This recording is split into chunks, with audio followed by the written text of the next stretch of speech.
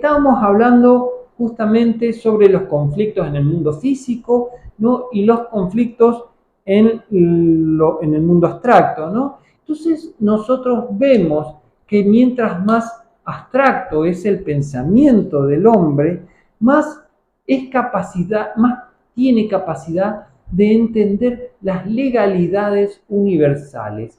Entender la legalidad universal es entender las causas de todas las cosas, ¿no? Una persona que busca entender las causas de su realidad, sencillamente no lo puede hacer mientras que esté atrapada en el mundo físico o mientras que esté atrapada, ¿no?, en el inconsciente.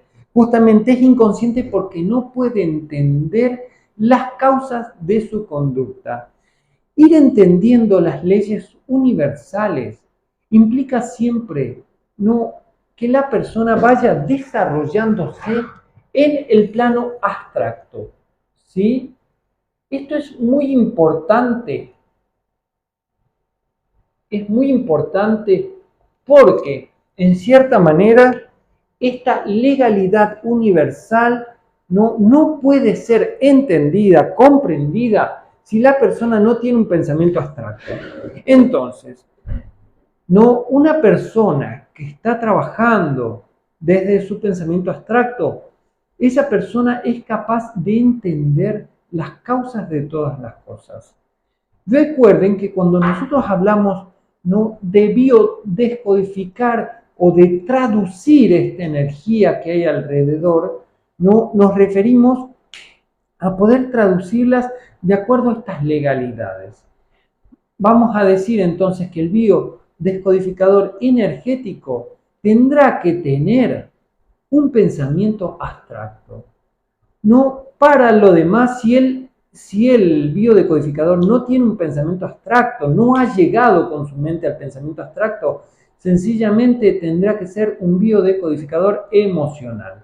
Las diferencias son muy grandes, puesto que el biodecodificador no energético puede entender las causas profundas de la realidad, mientras que el biodecodificador no emocional solo podrá entender aquello que responde a causas emocionales, ¿sí?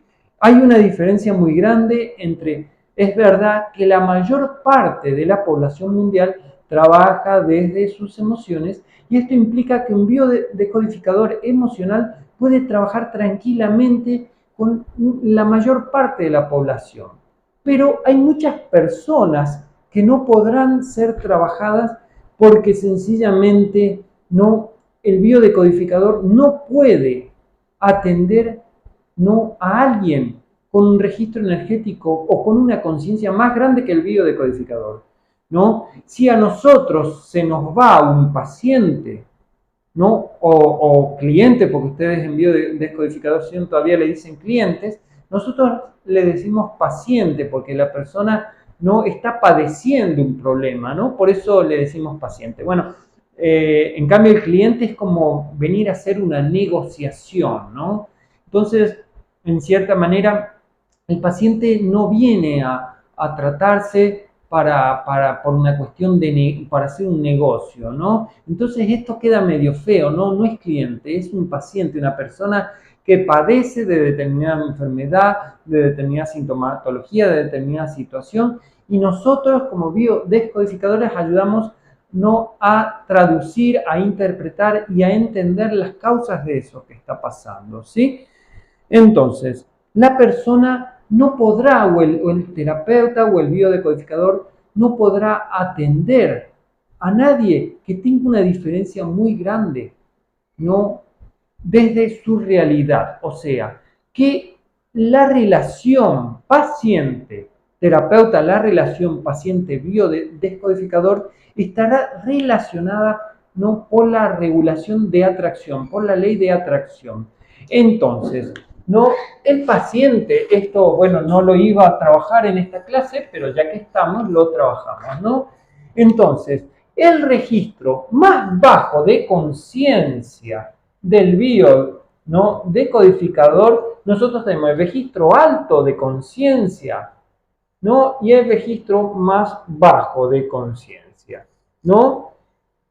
Todo paciente tiene que estar en el registro más bajo para arriba, ¿sí? Esto es el paciente. ¿Qué pasa si el paciente está por debajo de nuestro registro más bajo de conciencia? ¿No? Sencillamente la persona esta va a sentir como, en cierta manera, como que no hay una atracción, una afinidad entre el biodecodificador y la persona. Entonces, el registro más amplio vendría a ser también el más abstracto. ¿Sí? ¿Cuánto nivel de abstracción puede llegar, ¿no?, el biodecodificador? Y acá el más bajo será el físico o el emocional, el registro más bajo. Entonces, supongamos que este terapeuta o este biodecodificador no trabaje con una conciencia o no tenga en su conciencia, ¿no?, parte física. O sea, es como que él no viva con su conciencia pensando en el mundo físico. Toda persona que esté, ¿no?, en el mundo físico no sentirá ningún tipo de atracción. Y supongamos entonces que el paciente no tenga un rango de conciencia que va, ¿no?, desde acá el rango más alto, por ejemplo, y llega hasta acá el rango más bajo, ¿sí? El rango más bajo de conciencia de la persona, en cierta manera, es como que no podrá no trabajarlo o conectarlo con el biodescodificador. Entonces, muchas de las inconsistencias de terapia, si alguno conoce o estudió psicología, en psicología se le llama la transferencia y la contratransferencia en la terapia, ¿no? Bueno, en ese caso entonces el terapeuta no logra, o la persona, eso nos pasa también en nuestra realidad constantemente, en nuestra realidad mundana, donde nosotros solemos conectar mucho con una persona o no conectamos tanto con otras personas. Eso implica cuánto de nuestro registro esa persona logra conectar. Mientras esa persona, paciente, familia o amigo, llegue a conectar más alto con nuestro registro de conciencia, más conexión sentiremos con esa persona. ¿Sí? Y cuando esa persona se conecte en nuestro registro más bajo, es como que sentiremos que la unidad o la conectividad con esa persona no es tan importante, ¿sí? Entonces, todas las relaciones en el mundo físico es como que son muy perecederas. Una relación, por ejemplo, en el mundo emocional, dura lo que dura el conflicto emocional. Y una relación en el mundo mental dura pues mucho tiempo mientras que se sigue sosteniendo la idea de esa persona, ¿no? Entonces, mientras que sigan compartiendo esas ideas, siguen siendo o siguen estando conectadas, ¿no? Siempre vamos a decir que el trabajo de la biodescodificación energética es buscar, ¿no?, como terapeutas la mayor conciencia de lo que está pasando con nuestros pacientes, y vamos a tratar de llevar al paciente a mayor grado de conciencia, ¿sí? Esto no se debe hacer bruscamente, sino que vamos siguiendo el dispositivo del paciente. O sea, el paciente nos va llevando a nosotros a ver cuánto puede despertar de la conciencia. ¿Qué significa? ¿No? Que nosotros solo podemos trabajar con el paciente lo que venga o lo que tenga en su búsqueda interior. El caso más claro es si ustedes, por ejemplo, me mandan a un adolescente que tiene una adicción con la marihuana. Entonces yo le pregunto al chico, le digo, ¿y vos o usted quiere dejar esta droga que lo acongoja o de la cual está sufriendo? Y la persona me dice, no, la verdad que yo no quiero dejarla, no tengo ningún sufrimiento y la verdad que estoy muy bien con la marihuana. Son mis padres los que tienen el problema. ¿Qué significa? Que el chico es totalmente inconsciente y no busca él en su realidad hacer ningún tipo de cambio. Entonces, en ese punto, el terapeuta o el biodecodificador no debe forzar a que el sujeto se adapte a un nivel mayor de conciencia. En ese caso, el terapeuta siempre tendrá que esperar que el sujeto lo habilite para poder despertar un poquito más la conciencia, ¿no?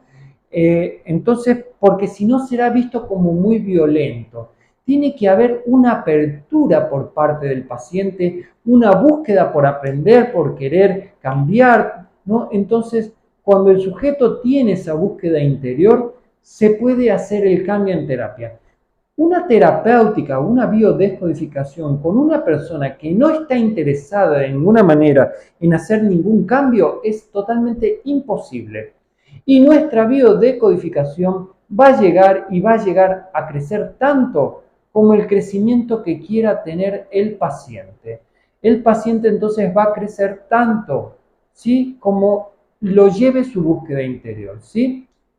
Entonces, el trabajo es siempre buscar entender, no buscar ser consciente, entender que lo que está fuera de uno está en el interior de uno, ¿no? Y buscar entender las leyes que rigen el universo interior y exterior.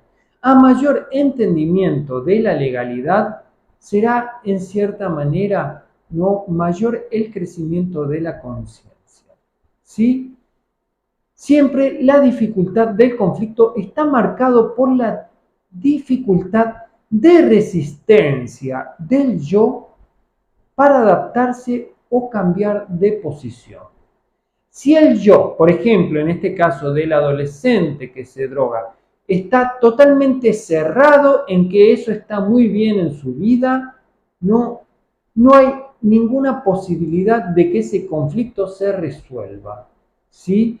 Mientras más cristalizada, fijada y dura sea la posición de la persona, más grande será el conflicto y más inconsciente e imperceptible será el conflicto.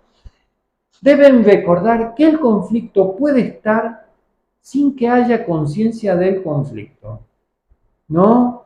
Esto pasa mucho. Por ejemplo, nosotros podemos tener una enfermedad en nuestro cuerpo y hasta que no hay fiebre no aparece o no se expresa el conflicto. Entonces, el conflicto puede estar mucho tiempo en el interior de la persona sin ningún tipo de expresión.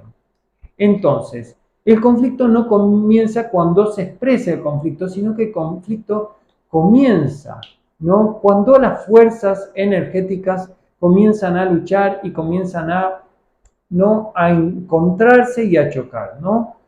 Entonces, todo conflicto siempre implica, ¿no?, una posición del sujeto, donde el sujeto no quiere soltar algo, no quiere renunciar a algo de su vida o no quiere cambiar algo. Entonces, todo conflicto implica una resistencia. A mayor resistencia, mayor conflicto. Entonces, la enfermedad siempre expresa un conflicto en la conciencia, ¿no?, que logra expresarse en su cuerpo por la dificultad o incapacidad para ser elaborado o trabajado por la conciencia, ¿sí? La enfermedad no se está expresando un conflicto que refiere siempre a un conflicto de conciencia, ¿no? Pero antes de que se exprese en el cuerpo, ¿no?, el conflicto ya estuvo buscando una expresión.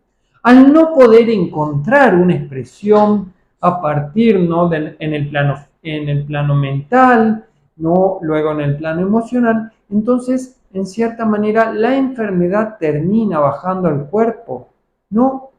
Y en cierta manera se expresará el tiempo que sea necesario hasta que la conciencia pueda observarla, estudiarla, entenderla, no responsabilizarse por eso y hacer un cambio de posición. Si no hay un cambio de posición, no hay una curación verdadera de la enfermedad. Eso deben entenderlo, ya sean biodecodificadores, terapeutas, médicos, lo que sean. Si no hay un cambio de posición del sujeto, no hay una cura efectiva, real y verdadera de la enfermedad. Entonces, el grado de magnitud del conflicto, entonces se va a poder observar, y escuchen bien, por el grado y naturaleza, ¿no?, del mecanismo defensivo interior. Cuando el conflicto sea, mientras el mecanismo sea más fuerte y más duro en la vida del sujeto, ¿sí?, en cierta manera más dura no será en cierta manera el conflicto en la realidad del sujeto. ¿Sí? Entonces, esto deben entenderlo siempre, la resistencia al cambio hace el conflicto. Entonces, siempre el conflicto se da generalmente porque hay una energía nueva que viene a la vida de uno que choca contra una energía más vieja. Estas energías que comienzan a chocar, sí, en cierta manera son las que generan el conflicto. Y adivinen cuál es la energía que está defendiéndose. Por supuesto, la más vieja, ¿sí?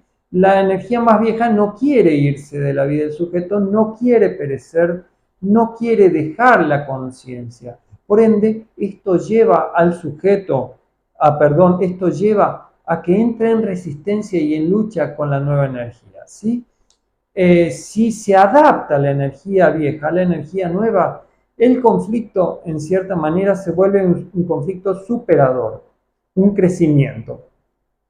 Bueno, para seguir hablando de los conflictos, hablaremos del ciclo de Kuhn. Ustedes verán, algunos de ustedes conocerán Kuhn hablaba, ¿no?, sobre los paradigmas, ¿no?, en la ciencia. Entonces, él planteaba una teoría sobre los paradigmas que prefiero y me gustaría que la planteemos a esta teoría de los paradigmas en lo que serían los conflictos, ¿no? Entonces, él plantea, el amigo Kuhn, ¿no?, que es un epistemólogo y nada tiene que ver con la biodecodificación, él plantea que nosotros tenemos, en primer punto, lo que sería una ciencia normal. Normal, ¿sí? O un sujeto, vamos a poner un sujeto normal también. ¿Sí? Es una persona que no tiene problema alguno, ¿no? Entonces dice Kuhn, bueno, llega un segundo momento donde no, esta ciencia normal comienza a presentar anomalías. Anomalías, conflictos, ya no está funcionando bien. Que no esté funcionando bien, entonces nos está mostrando la inefectividad, en este caso del paradigma, ¿no? Y en este caso nos está mostrando la inefectividad de esta energía, de esta posición, ¿sí? Entonces la anomalía nos muestra que es ineficaz la posición. La posición del sujeto, ¿sí? Entonces esto lleva, ¿no?, en cierta manera a que haya una crisis en el modelo. Entonces acá el modelo o el paradigma científico plantea Kuhn, ¿no?, entra en una especie de crisis, ¿sí?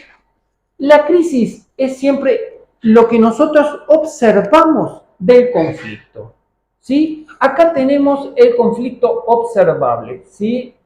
El conflicto que podemos llegar a ver solo cuando entre crisis. Todo lo demás, ¿no?, es en cierta manera el conflicto que se fue desencadenando en esto, ¿sí? Luego tenemos, en cierta manera, esta crisis del conflicto lleva a que haya un choque, un cuestionamiento, un movimiento energético. Por eso yo les decía, no comienza el movimiento energético y tenemos, en cuarto lugar, cierta manera, una revolución.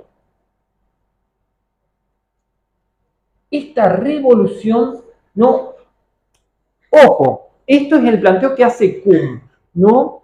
Pero esto tranquilamente puede ser así y volver al uno, ¿no? Esto pasa así y se vuelve al uno diciendo, no tapemos la crisis, acá no pasa nada, nos hacemos los tontos, tapamos el conflicto y volvemos, ¿no?, a tener una vida normal.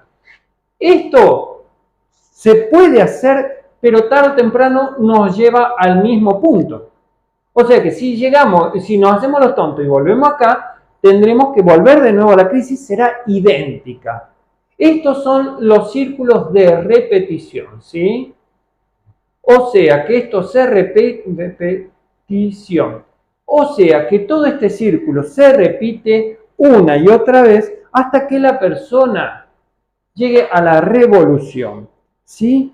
¿Qué es la revolución? La revolución es cuando nuestra vida se pone patas para arriba, la persona no sabe dónde está parada, no desentiende y ya no sabe si lo que pensaba estaba bien, si lo que pensaba estaba mal, no sabe si su enfermedad era sana, si estaba enfermo, ya no entiende nada. La persona entra en un estado de confusión que no sabe para dónde ir. Esto es una revolución.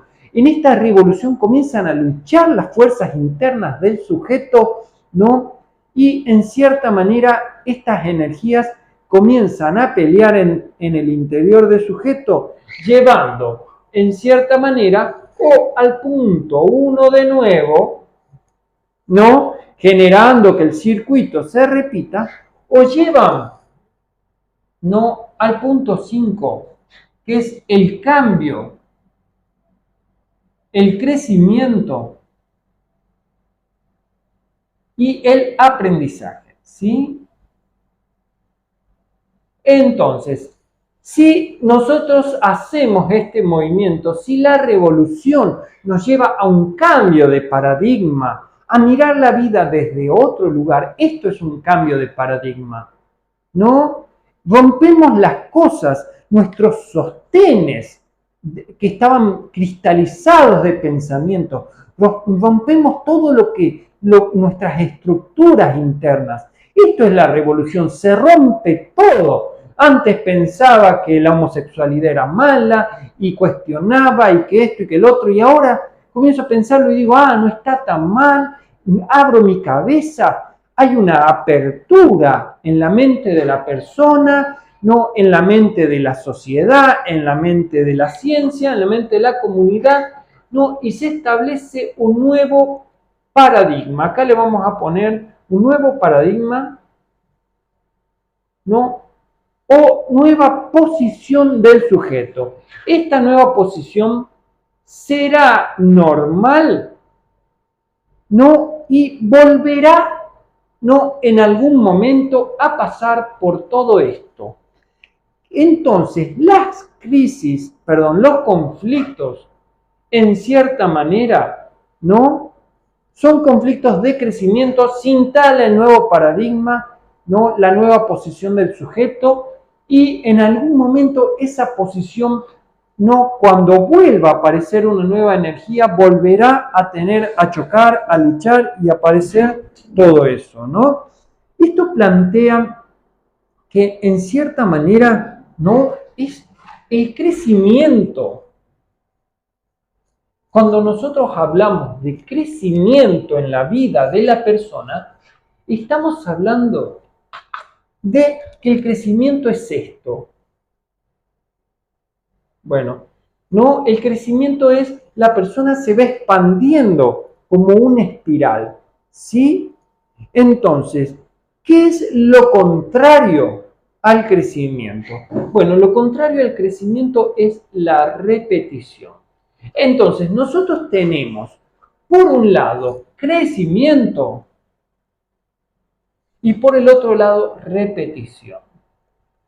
Cuando nosotros vemos que en nuestra realidad, en la realidad del paciente, en la realidad de un amigo, en la realidad que vemos que los patrones energéticos, las posiciones, la realidad, todo se repite, estamos viendo que no hay crecimiento, ¿sí?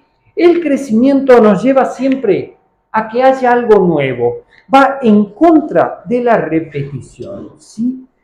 La teoría del conflicto es muy importante porque decimos que el conflicto lleva al aprendizaje, ¿sí?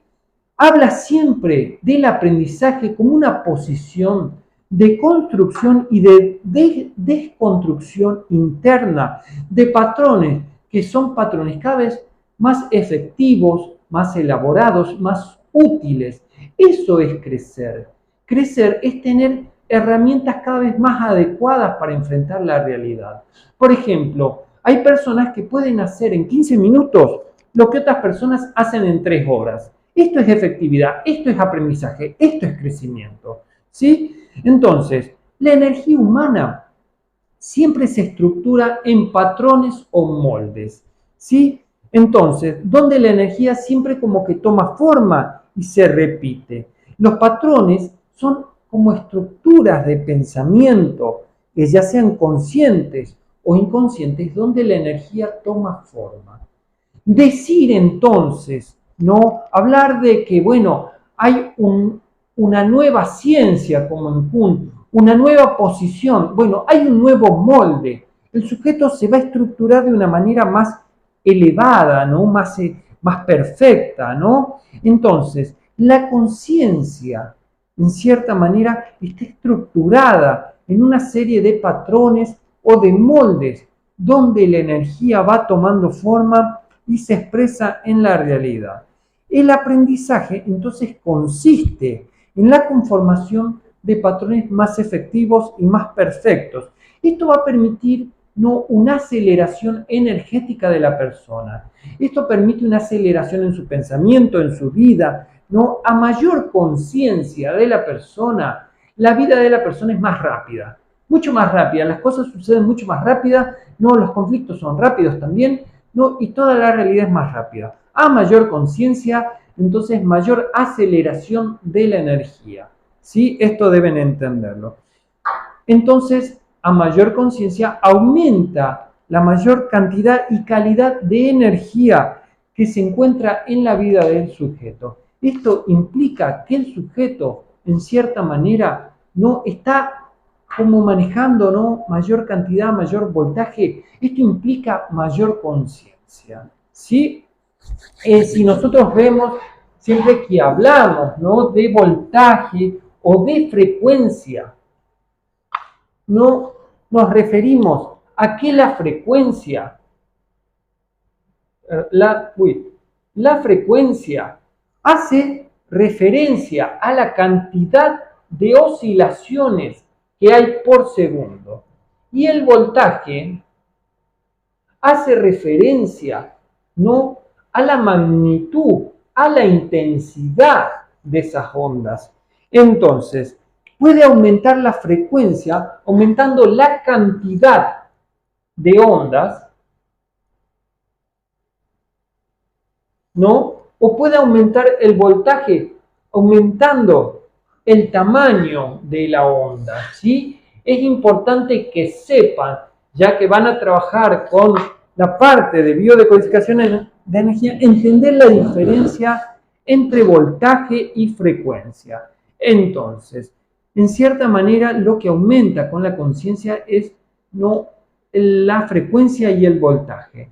Pero, en cierta manera, cuando nosotros aumentamos el voltaje, ¿no? De nuestra conciencia, o sea, la cantidad de energía que puede manejar nuestra conciencia, estamos llevando a nuestra conciencia a un aumento mucho más grande, ¿sí? Que lo que podemos llegar aumentando la frecuencia, ¿sí? Esto lleva a muchos dilemas sobre la energía que el que entienda que lo replantee y se lo cuestione internamente. Para las demás personas será como una especie de secreto, ¿sí? O algo no entendido. Entonces, el conflicto nos viene a mostrar que hay estructuras físicas, mentales y emocionales que no son del todo efectivas para trabajar para nuestra realidad y que requieren un cambio. Entonces, serán los viejos patrones inefectivos los que nos lleve a una búsqueda y un cambio de los patrones. ¿Sí? Entonces, mientras más energía nueva puede entrar en la vida del sujeto, más fuerte e intenso se percibirá el conflicto.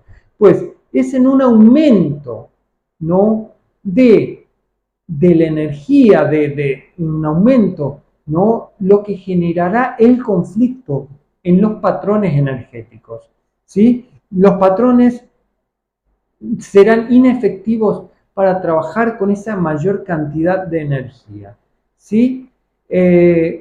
Bueno, me parece que deberíamos dejar acá. No, lo último que me gustaría decirle es que entonces el conflicto es la mejor herramienta para el crecimiento y el aprendizaje de la persona. Y es sumamente necesario y positivo siempre y cuando sea utilizado por el sujeto para formar unidades más elevadas, ¿no?, de conciencia y más efectivas. Si la persona no utiliza los conflictos para el crecimiento, está desaprovechando el potencial para su vida. En la biodescodificación energética buscamos el conflicto, creamos el conflicto para tomarlo como oportunidad para el crecimiento interior de la persona. Entonces, cada vez que ustedes tengan un conflicto en su vida, replantéense qué quieren hacer con ese conflicto. ¿Quieren llegar a un crecimiento o quieren hacer como si nada pasó? Bueno, quedan ustedes. Hasta la próxima clase.